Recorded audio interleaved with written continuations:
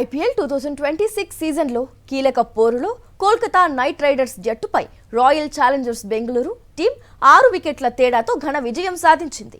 193 పరుగుల లక్ష్యాన్ని 4 వికెట్లు కోల్పోయి 19.1 ఓవర్లలో ఛేదించింది. రాయ్పూర్ వేదికగా Kolkata Knight riders, royal Challengers Bengaluru జట్లు తలపడ్డాయి. విరాట్ కోహ్లీ సూపర్ సెంచరీతో ఆర్సీబీని విజయ తీరాలకు చేర్చాడు. ఈ విజయంతో ప్లేఆఫ్స్ రేసుకు మరింత చేరువైంది ఆర్సీబీ. రాయ్పూర్ టీ20లో విరాట్ కోహ్లీ క్లాస్ ఇన్నింగ్స్తో ఆకట్టుకున్నాడు. భారీ స్కోర్ చేజింగ్లో విరాట్ కోహ్లీ కీలక ఇన్నింగ్స్ ఆడి శతకం బాదాడు.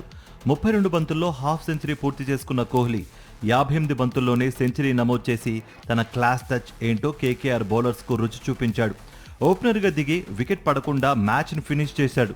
ఈ విజయంతో రాయల్ ఛాలెంజర్స్ బెంగళూరు పాయింట్ల పట్టికలో మళ్లీ టాప్ ప్లేస్కు దూసుకొచ్చింది. ఐపీఎల్ 2026లో భాగంగా రాయ్పూర్ వేదికగా జరిగిన ఈ మ్యాచ్లో టాస్ గెలిచిన రజత్ పటిదార్ బౌలింగ్ ఎంచుకుని కోల్కతా నైట్ రైడర్స్ను బ్యాటింగ్కు ఆహ్వానించాడు. ఆరంభంలో తడబడిన కేకేఆర్ ఆ తర్వాత అంకురిష్ రఘువంశీ నిలదొక్కుకోవడంతో భారీ స్కోర్ దిశగా సాగింది. ఆఖర్లో రింకు సింగ్ రాణించడంతో 20 ఓవర్లలో 4 వికెట్ల నష్టానికి 192 పరుగులు చేసింది. కేకేఆర్ అందించిన 193 పరుగుల లక్ష్యంతో బరిలోకి దిగిన ఆర్సీబీకి విరాట్ కోహ్లీ అదిరిపోయే ఆరంభం ఇచ్చాడు. మరో ఓపెనర్ జేకబ్ బెథెల్ కూడా రాణించడంతో తొలి వికెట్కు 3.2 ఓవర్లలో 37 పరుగులు చేశారు. బెథెల్ 12 బంతుల్లో 15 పరుగులు చేసి అవుట్ అయ్యాడు. దేవదత్ పడిక్కల్ క్రీజ్లోకి వచ్చిన తర్వాత స్కోర్ బోర్డు పరుగులు పెట్టింది.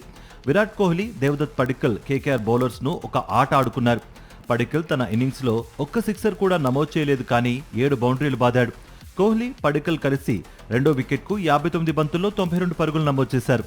27 బంతులు ఆడిన పడిక్కల్ 7 ఫోర్లతో 39 పరుగులు చేసి అవుట్ అయ్యాడు. కెప్టెన్ రజత్ పటిదార్ 8 బంతుల్లో 11 పరుగులు చేసి వికెట్ కోల్పోయాడు. టిమ్ డేవిడ్ కూడా 3 బంతుల్లో 2 పరుగులు చేసి ఇలా వచ్చి అలా వెళ్లిపోయాడు. విరాట్ కోహ్లీని చాలా కాలంగా ఊరిస్తున్న ఐపీఎల్ సెంచరీ మళ్లీ దక్కింది.